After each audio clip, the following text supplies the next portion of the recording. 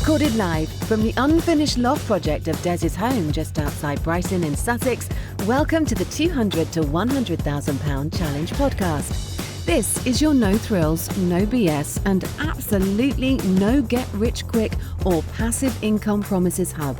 Hosted by your man, Des Hamilton.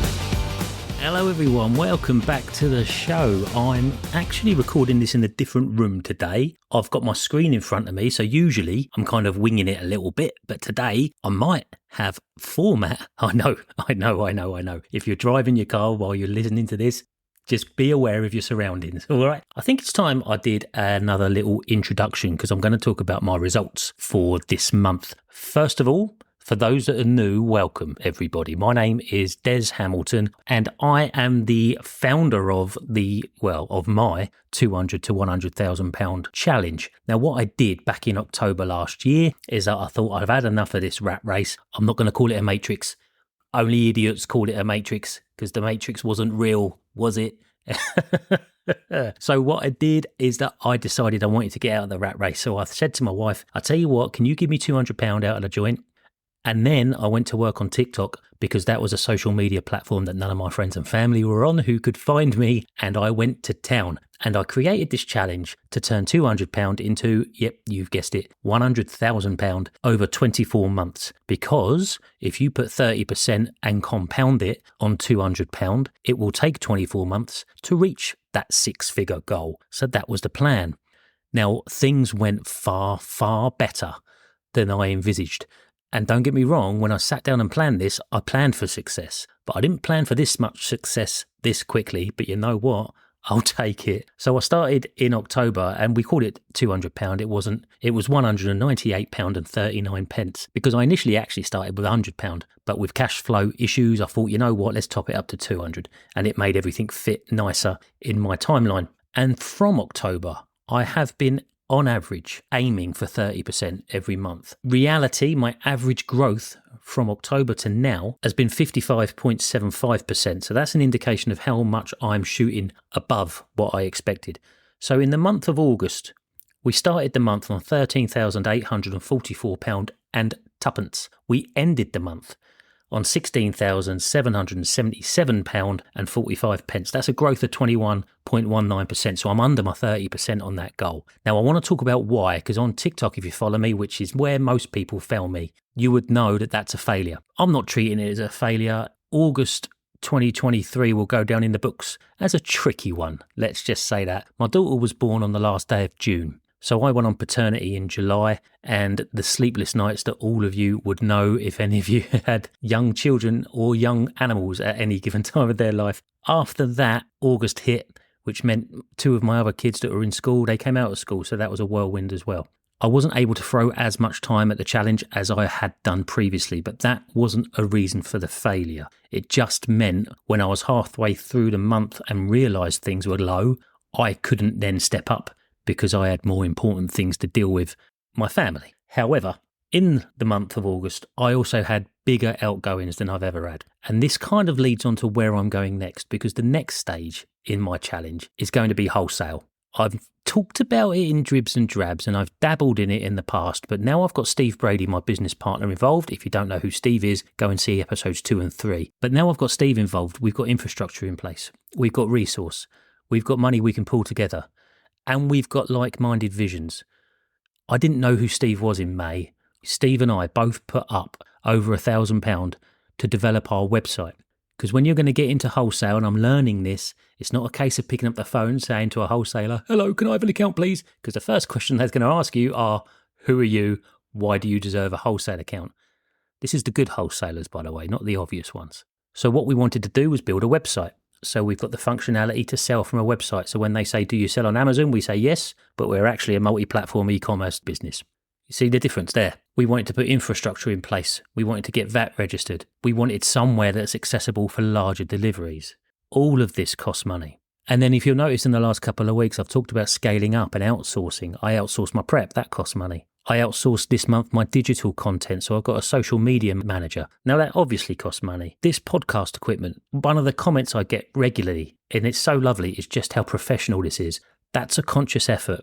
It's a proper microphone. It's a proper set of headphones. It's a proper kit. I've done my homework because I wanted this to be good, but that all cost money. So it wasn't a problem. These are all investments because I know this podcast is going to come good and start paying for itself soon. I know the wholesale account is going to shoot my business to the moon. And I know that the social media manager is going to grow my socials, which opens up a whole new range of avenues. So that's the reason why I'm not upset, and 20% is still very good. Listen, I still made £2,933.43, which is roughly my salary. I've made nigh on 3,000 or above since May, and that's just incredible to me. If we think about where I should be at this point, I should have £820 difference in my pocket this month.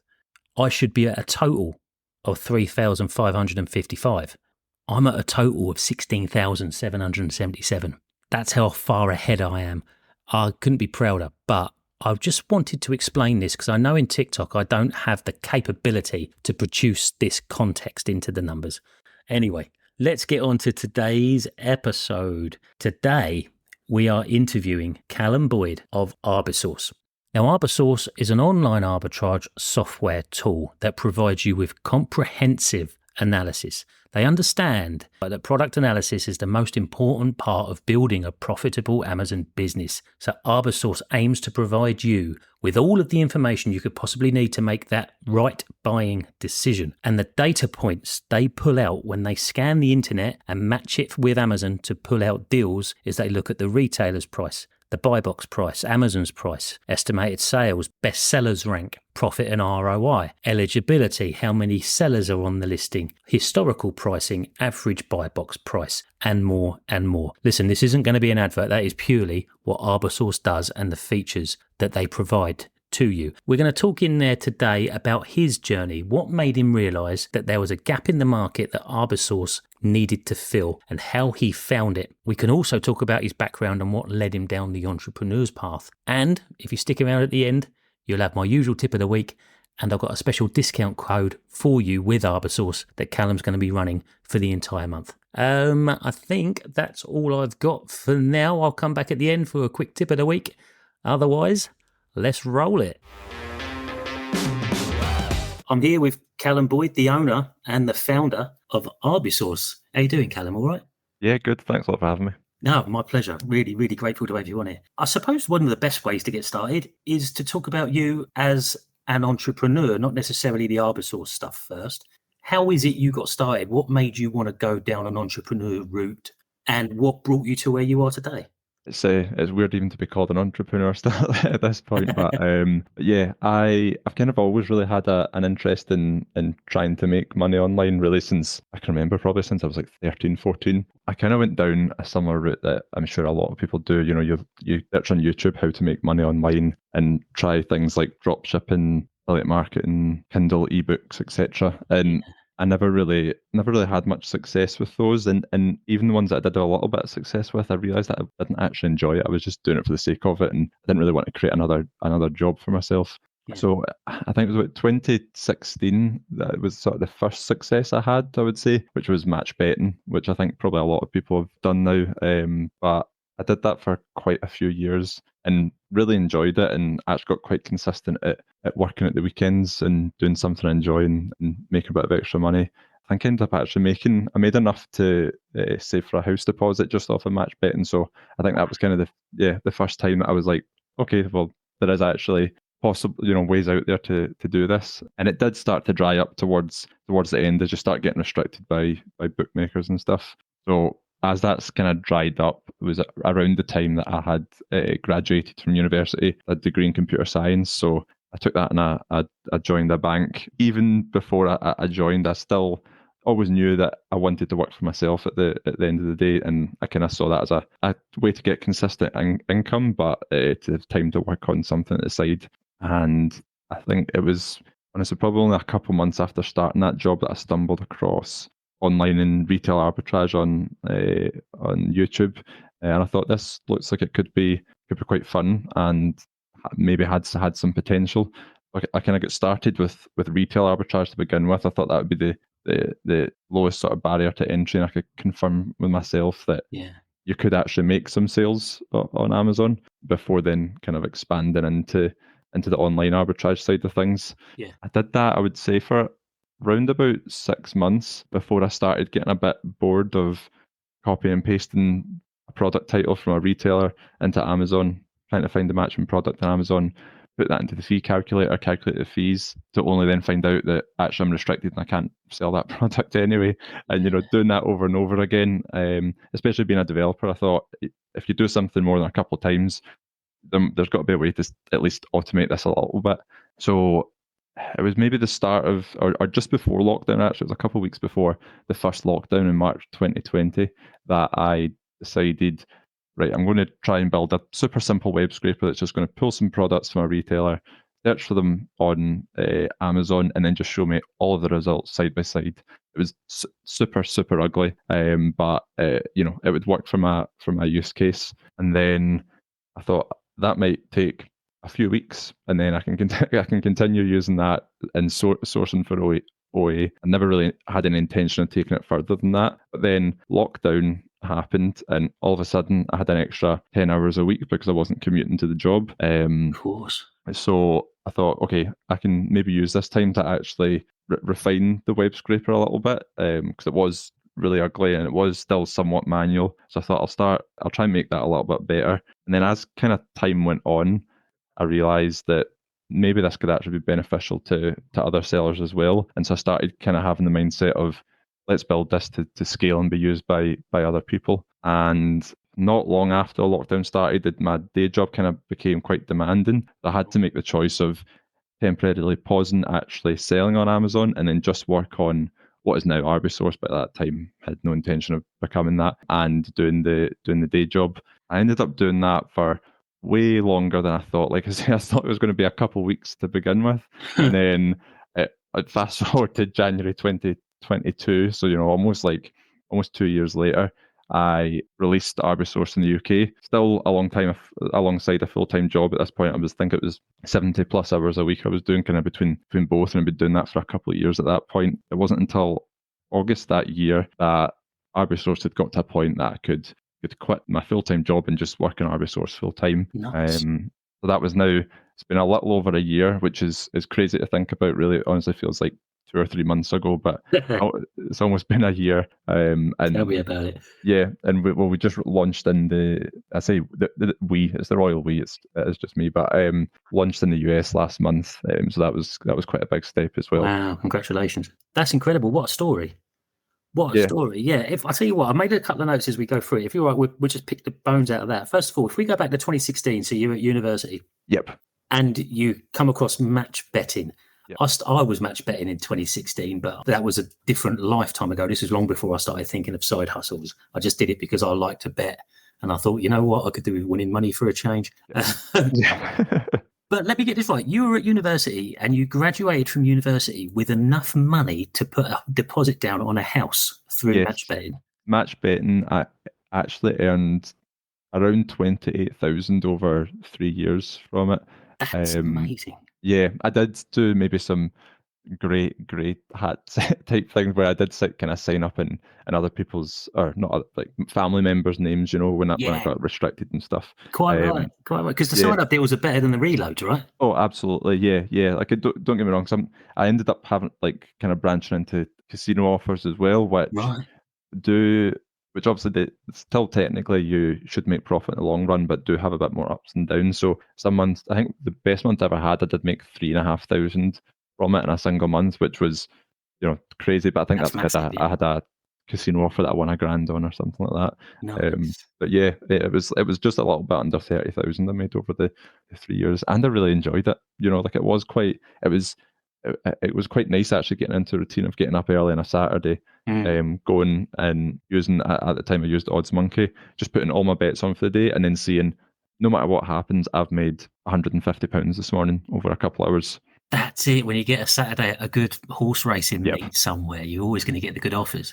Yeah. And Cheltenham was unbelievable. Yeah, that is a daytime. I suppose you had to take your week off of whatever you were doing and just focus, did you? Yeah, I took holidays over Cheltenham actually, and I think the first Cheltenham festival I made around £1,800 over like 4 days, which was way more than I was going to have made in my day job, you know. Yeah. And I think that was the first time as well that I realised maybe, like, obviously I joined the bank because I thought that'll pay a good amount of money, and that was maybe the first time I thought, maybe if you actually do something outside the norm, there's actually potential to make a lot more than sort of working the standard 9 to 5. Yeah, absolutely. Interesting. Before I even actually started online or retail arbitrage, I'd done match betting for so long. I did think for quite a while that I might try and build a profit accumulator odds monkey competitor. Yeah. And I was really, like, honestly so close to actually doing that, and then I just came across that and thought, maybe I was thinking too big at the time, because you think, oh, how would I be able to do that, until you actually meet people that have done it, and you think, what? And then you realize, why not?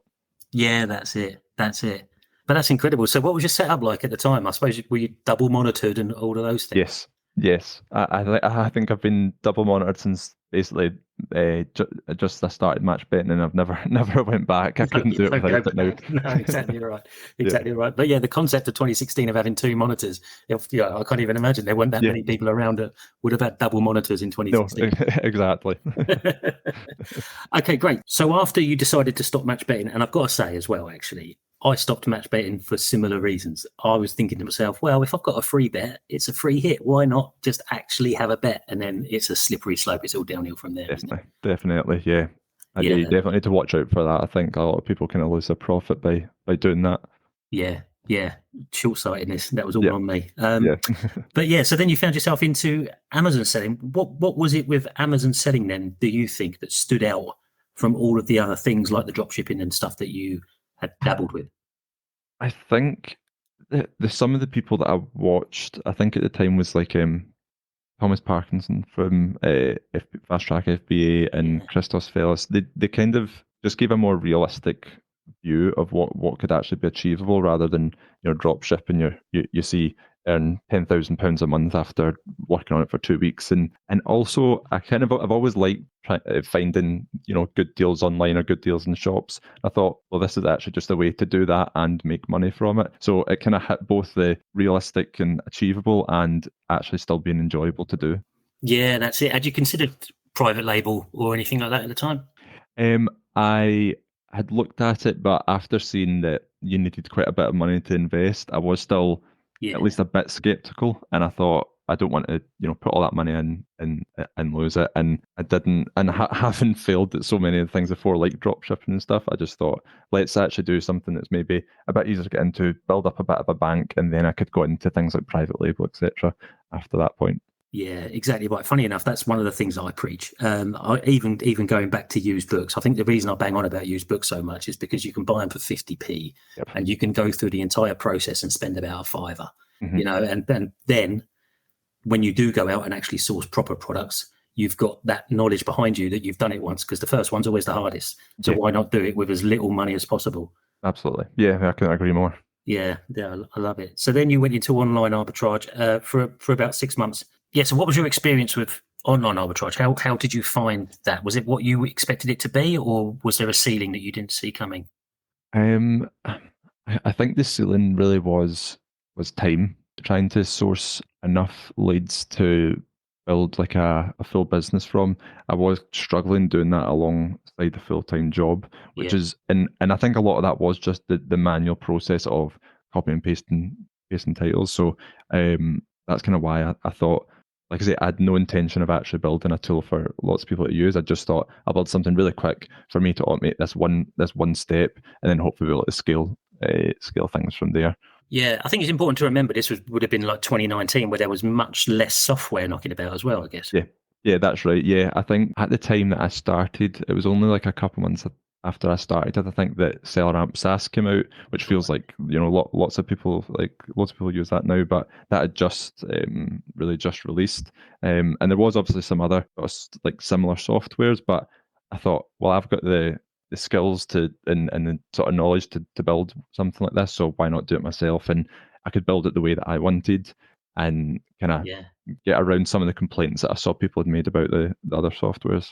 Nice, nice. And so what sort of success did you have after you started building the rough version of what turned into Arbisource? I actually, from the point of starting to build it, the amount of time that I could put into online arbitrage kind of dwindled very quickly Yeah, because I think lockdown, I had like quite a big part to play in that, and I ended up the day job took up, even though I wasn't commuting, as a lot of people did, they ended up working way more hours working at home. yeah. So You I almost actually, compensate the commute, don't you? yeah, exactly. So it did sort of make the process easier. And I would say I continued basically finding the same number of leads, but just in a much shorter space of time. Right, right. So yeah, and like I say, the eventual idea or the idea was eventually just to use that to scale online arbitrage, but it never ended up actually going that way as I had to put too much time into it.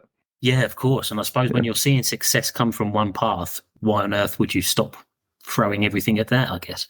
Yeah, it definitely did get to a point where I had to choose one way or the other. Either go back to just doing OA or keep building Arbisource. And I thought, well, actually, I'm really enjoying working in Arbisource, and I could kind of see it had a bit of potential. So had to kind of drop one to pick up the other. So talk us through the early days of the build then. How did you know that you had a gap in the market for you? How did you know that what you were developing could stand out? And sort of how did your testing process go? Frequently at Yes. once there, Callum. Sorry, mate. I'd seen, obviously, I was aware of the other sort of softwares in the space, and I'd seen the sort of various complaints people had about them. Either, you could only do live scans and they would take too long, or you could only see sort of cached stored data, and that data was out of date. Things weren't beginner friendly. So I thought, there's no if I'm building this from scratch, I can build it with all these sort of points in mind. So now, for example, in Arbisource, you can look at cache results or you can run live scans. So you have the option of doing either of those. And I kind of always, as or a pretty new seller, I could build it in mindset of a new seller and kind of get around that concern that people had of these softwares not really being beginner friendly. Yeah. So yeah, I did built it, and I think I started testing towards the end of 2021. I got quite a few sellers to test it out, and I got all their feedback and developed on points from there. The biggest one's always been adding more stores, so that's kind of always at the forefront of my mind, is getting more retailers on, the increased number of places that people can source from, and sort of Yeah. reduce competition on the results that are there already. Yeah, I'm in your Facebook group and you see the pop up every now and then. You've got Smith's Toy Superstores now, and especially with the US launch as well. It's great to see. How about how are you finding the matching? Because an Amazon listing, I always talk about this, it's never written in standard Western language Oh, convention, is it?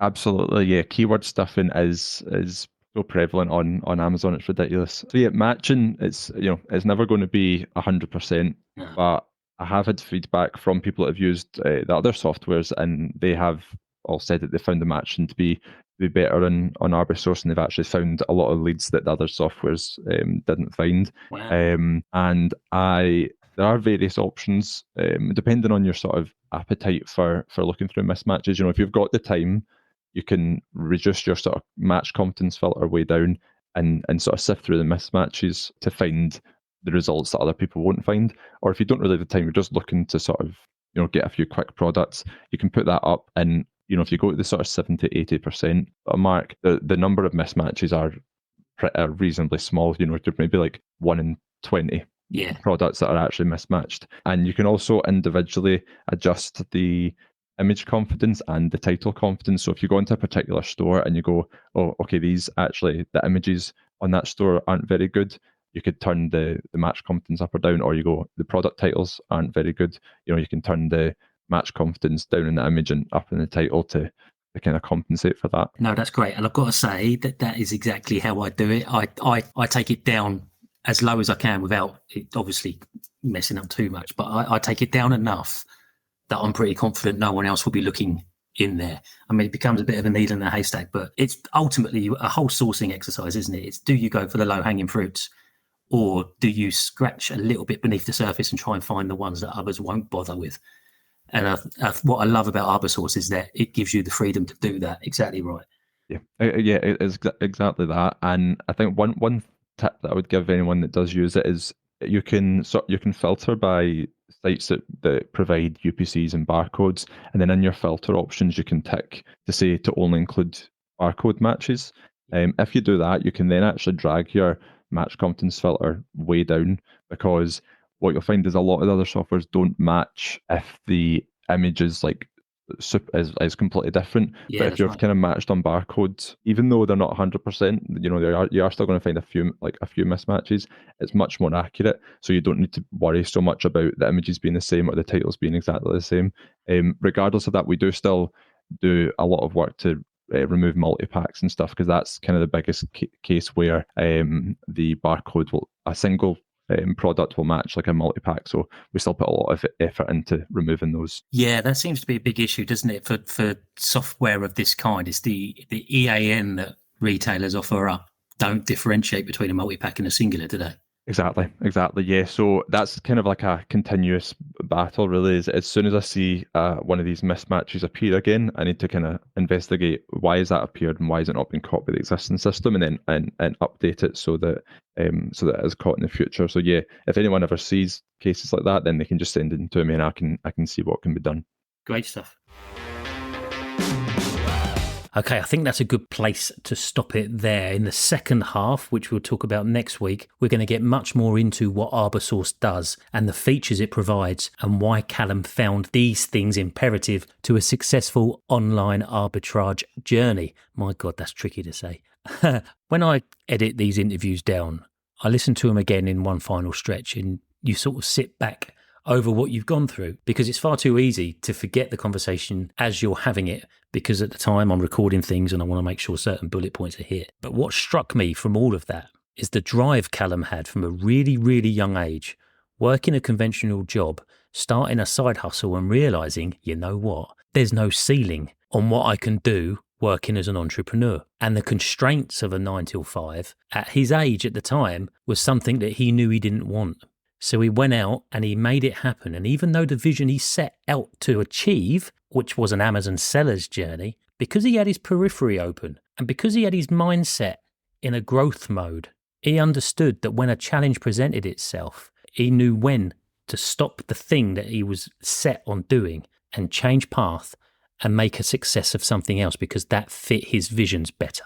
Tip of the week. Doesn't matter what goals you set, what plan you write, what strategy you have. You need to be adaptable, and you need to be aware of opportunities that come your way that you are still open to, even though you're on a certain journey. And this is where the law of attraction is massive. This is where it's so important that you are never narrow focused. If you're putting things out there saying, I'm going to do this and I'm going to be successful, you've no idea what it's going to throw back at you. But you need to be open to the thought that things might come at you that are actually better suited to you and could actually make you more money. Tip of the week. As part of being in the show, what Callum's done is give us an exclusive discount for Arbisource. So when you sign up to Arbisource and use the code HelloRich, all in caps lock, no spaces, Hello Rich, what that will do is give you 50% off your first month if you take out a deal in the month of September.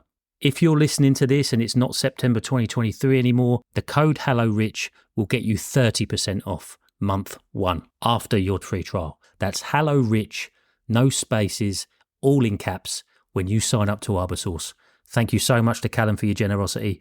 I really appreciate that. Okay, that will do that then. I think this is a longer episode than most, not mostly because I rambled early on talking about my results. Listen, I hope you found this useful. I'm really grateful for your support and all of the people that are listening and giving lovely reviews. I don't ask for much. I won't ask for much. All I can please ask is that you hit the subscribe button. If you like it, you give me a good rating. And if you're compelled to, please write a review either on Spotify or podcast about what you think. Those things will push me up the list and will enable me to grow this out and start reaching out to all sorts of people well out of my depth. But hey, that's what I've done so far and it seems to have worked. So let's go.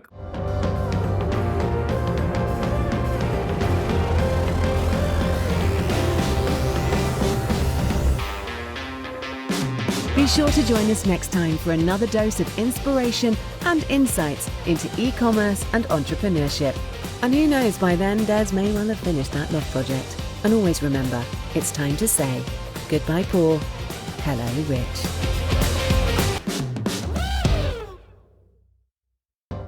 This podcast is for educational and informational purposes only and should not be considered as financial advice.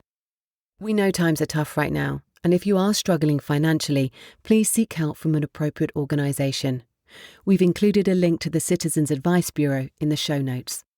Remember, you should always consult with a qualified professional before making any significant financial decisions.